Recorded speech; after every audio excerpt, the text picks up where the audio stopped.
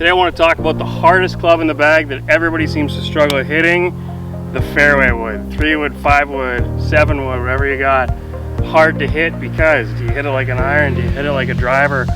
How do you play this club?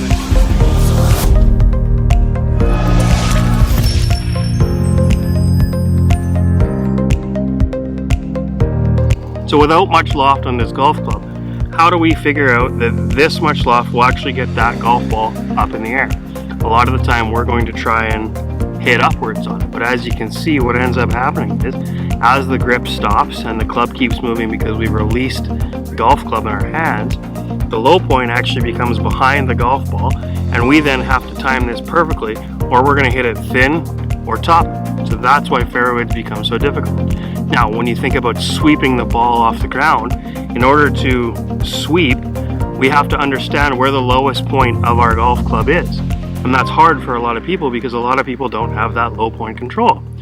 So what we want to do is hit downward on the golf ball still.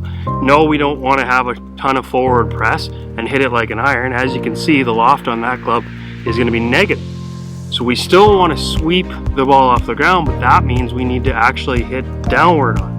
Now, if we look at the information for my GC quad, what we're going to see is I average about 0.5 to 1.5 degrees downward with the strike.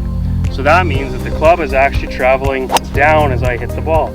It's not a lot, and as you can see by the grass, I haven't taken a huge divot. So the next time you've got a fairway wood in your hand, let's make sure that we think about it as a whole new entity in the bag. We're not trying to take divots like an iron. We're not trying to swing up at it like a driver. We are trying to hit down and disturb some turf. So let's make sure that we disturb some turf, golf ball first. Let's let the loft of this baby do the work and hit it up in the air with the golf club, not with our hands making the mistake of flipping.